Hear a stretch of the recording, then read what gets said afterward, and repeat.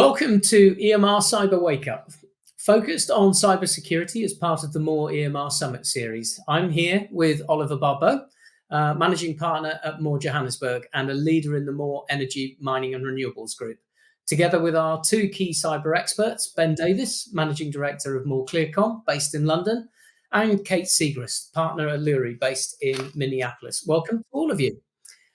As we're all well aware, the cybersecurity threat continues to grow at a staggering rate and is having an ever greater effect on the EMR sector. And the purpose of this summit is to help the sector realise the real threat of an attack or breach. Despite the threats, many organisations are still not as prepared as they should be, nor perhaps as aware of the dangers. Recent surveys suggest that nearly 25% of company directors do not see cybersecurity as a major concern. Yet when you look at the figures, and we're showing figures here from the UK, but perhaps these are reflective of the global position as well, many have been suffering over the past 12 months. So far, where the EMR sector is concerned, we had the first known cyber attack on a power facility when the Ukraine electricity grid was offline for 6 hours in 2015. 30 substations were switched off and 230,000 people affected. Since then, there have been numerous attacks, culminating in the high-profile Colonial Pipeline attack in the US earlier this year. Security concerns mean that details of specific threats are rarely released by grid operators, and some may even go entirely undetected. However, research identified energy as the number one target for cyber attacks, with 16% of all attacks worldwide being focused on this sector.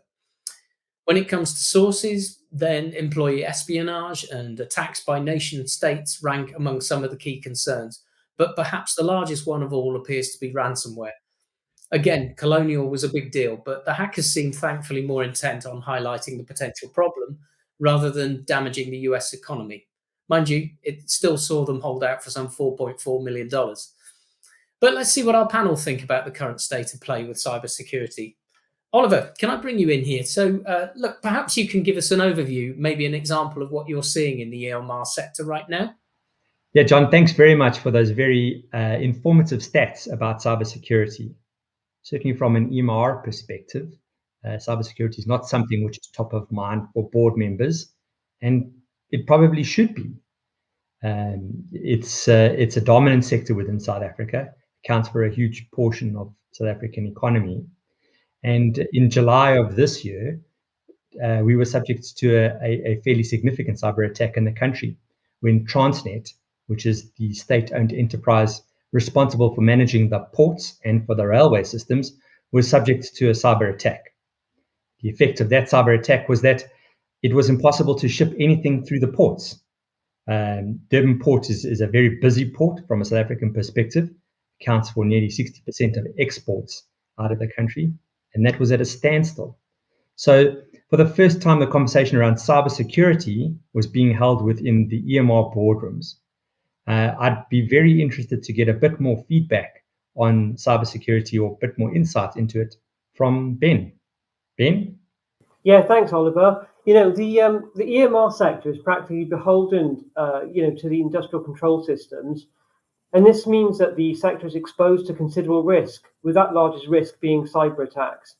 And this is partly due to the sort of huge financial gains that the attackers can demand, and then, of course, the sort of public awareness that follows this. The risk in industrial control systems is ultimately caused by the transitioning from a legacy type-based mechanical system to modern information technology. And this in turn, creates a close coupling between cyber and physical components. And fundamentally, this is where the majority of the risk lies. I'm sure many of you, will continually read the news that many of the attacks on industry relate to industrial control systems, even though you may not realize this. And this is whether it be an electrical power plant or in oil and gas, mining, or even renewables. Regardless of this, the challenge remains constant across the sector. And this is sort of in which the security vulnerabilities can be attributed to many factors. So, for example, the control of microprocessors, or the adoption of communication standards, or even the installation of a complex network from which are all being connected to the internet. So let me give you a really simple example of an attack that could happen. Let's take a standard road traffic light system. And as you know, this is sort of designed to run in a sequence over a controlled time period. And then imagine that this, how simple it would be to use some malware, inject this into the system, and then overriding the main loop, and this would construct a completely different sequence. And you can imagine the outcome of this, even on this example, could be devastating, with potential traffic accidents at junctions or even gridlock cities. So here at More Clearcom, we work in the EMR sector, and one of our clients is a global electricity supplier which owns many nuclear plants. And our work here involves helping them to identify possible weaknesses in their infrastructure and ensuring their plants constantly evolve in their cybersecurity maturity to help mitigate an attack. But again, let me give you an example of what could happen within, say, a nuclear plant which is under an attack. Take a loop that normally controls the reactor heaters within the plant, which is this a simple digital temperature display with alarms. Imagine how easy it would be for an attacker to take control of this, replace the coding within it, and give a false reading. And that would actually make the actual digital readout remain the same to the operator, whilst in fact behind the scene, the attacker has increased the reactor temperature and in turn causing a massive overheat of these reactors without any alarms being raised. And that outcome, for example, would be catastrophic. So John, handing back to you, I think these examples should paint a picture of what disruption is possible in industry and how it is so important that we start to mitigate the risk against these sort of attacks. Thanks, Ben. Yeah, if there are many ways to ensure that EMR organizations understand their risk, of which cyber incident frameworks and disaster recovery planning is fundamental. And I know Kate has extensive knowledge on this subject. So Kate, it would be great to understand more on this. Thanks, John. Yeah, it's important to understand that any organization can be attacked, is susceptible to cyber attack. In the US, we always think of financial services and healthcare, but recently we saw really our first big attack on a US pipeline. So EMR is just as susceptible as other industries. One of the things that we see often is that when companies are thinking about building out their cyber program, is they sometimes fail to think holistically. It's not just about prevention, it's also about detection and response. And it really is important that companies put as much effort into an incident response and disaster recovery plan as they do in the entire process of trying to prevent a cyber attack. It's extremely important that you have those plans well developed. If you don't, you're putting your customers at risk, you're putting your reputation at risk, and really you're putting your whole business at risk, because we have seen companies go out of business because they were not prepared and could not respond appropriately to an attack.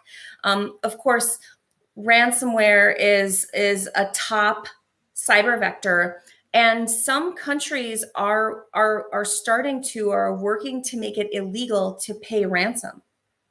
So with this in mind, the only way for an organization to recover from a ransomware attack would be through a well thought out disaster recovery plan.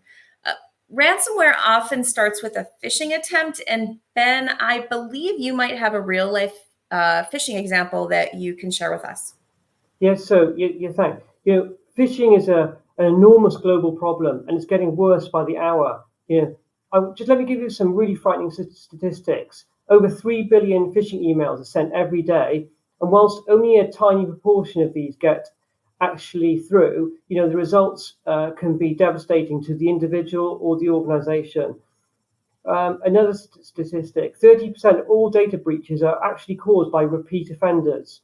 And incredibly, the average wire transfer is around $80,000. And when I was told this figure, I thought it just couldn't be right. I thought it was way too high. And then we had a call from one of our clients who told us a very similar story that recently happened here in More Clearcom.